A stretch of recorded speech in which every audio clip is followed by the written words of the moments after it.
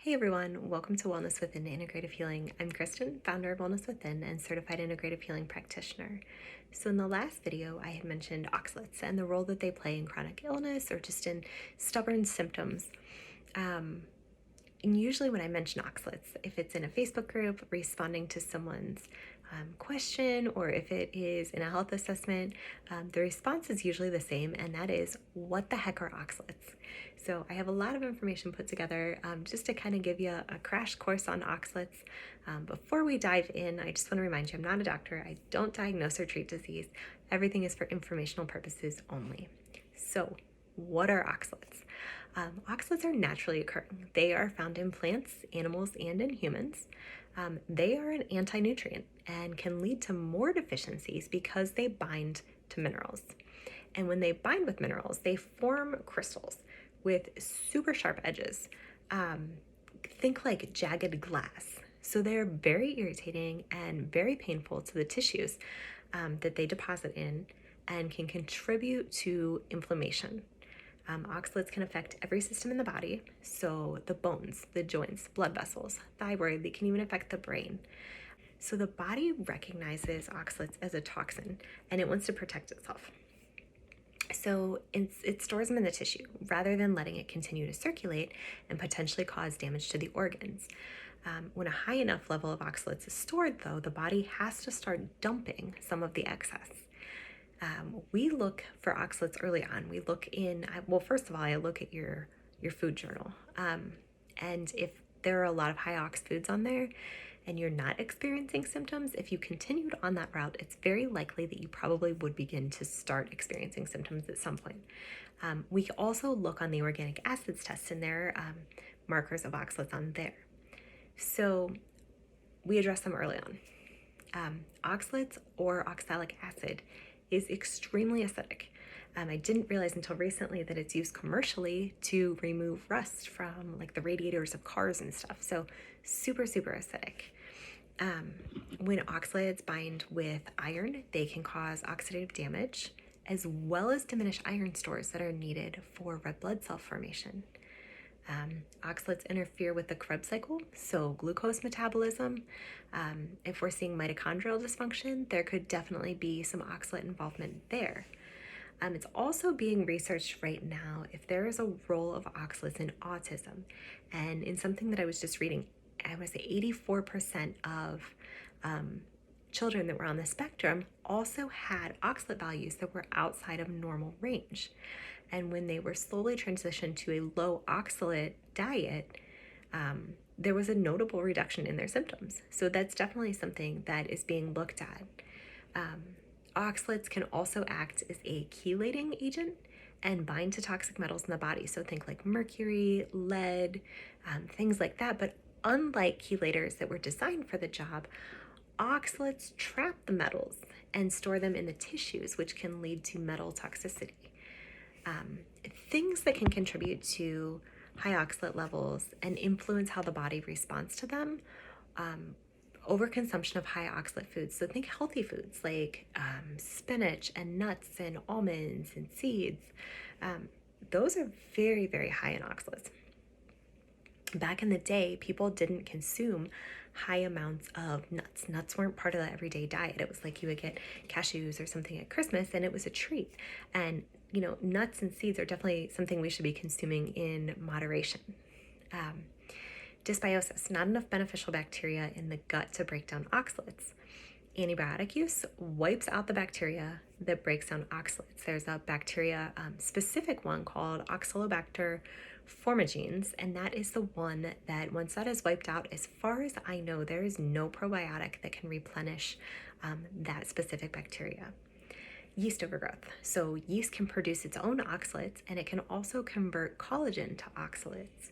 And while we're talking about, candida, it's commonly thought that candida is the root of so many issues in the body, when really it's just another symptom. It's a symptom of a weakened body. So it's something else to address. Nutrient deficiencies, B1, B6, will definitely influence how the body breaks down oxalates. When people go gluten-free, it's common that they will go dairy-free as well. So when we're going gluten-free, we're replacing wheat flours with almond flours or these nut flours or these high oxalate, whatever we need to replace wheat. And when people go gluten-free, it's not uncommon for them to say, oh, and I'm dairy-free too. So when we're dairy-free, we are lowering the amount of calcium that we are taking in, which is what binds to oxalates and carries them out in the stool rather than letting them be absorbed. So it's kind of a double whammy when we're increasing oxalates with the gluten-free and lowering our calcium with dairy-free. Definitely possible to heal on quality wheat and dairy. So those are never anything that I usually recommend someone completely cut out of their diet. Now, obviously, if they're having a big reaction, then yes, we would cut that out until we do some healing work. But it's definitely possible to heal while consuming those foods. Gut issues and gut inflammation. Leaky gut allows oxalates into the bloodstream, and when you have inflammation, it just increases the absorption of oxalates through those areas. And genetics. Some people just have less of an ability to break down oxalates. So what are some of the symptoms that come along with an oxalate overload? Chronic pain anywhere in the body. It's really common in the muscles, in the joints, in the bladder. Fibromyalgia, muscle stiffness, fatigue, insomnia, low bone density, frequent urination, urinary pain. I see as a big one. People will go to the doctor thinking they have UTI after UTI, and their urine comes back clean and they can't figure out what is going on. Oxalates are super irritating. Think about those sharp edges. Super irritating in the bladder. Ammonia is another one that plays a big role in bladder issues, but definitely oxalates can. Vulvodynia, cloudy urine, crystals in the urine, sandy stools, kidney stones. About 80% of kidney stones are calcium oxalate. Headaches, depression, anxiety, brain fog, rashes, hives, burning feet, autoimmune conditions, and mineral deficiency are all symptoms that there could be some oxalate issues at play. So what can we do about high oxalates? We know how damaging they are. We know what some of the symptoms are. First thing, it's my job to address nutrient deficiencies. Make sure that we're getting adequate and usable forms of vitamin B1 and B6. We want to support minerals. Reduce oxalate consumption. So it's important to remove oxalates from the diet at a very slow rate. Otherwise, dumping can occur. And that is once we quit taking in all these high amounts of oxalates, and the body's going to release them. So if we just cold turkey stop, the body's going to say, great, let's get rid of these. And it is going to be very painful. Dumping can definitely be damaging to the body. So there are extremely high, very high, I'm trying to remember here, high, medium, and low and very low. That's the categories. And it is important to reduce oxalates one category every 1 to 2 months. That is how slow we want to go.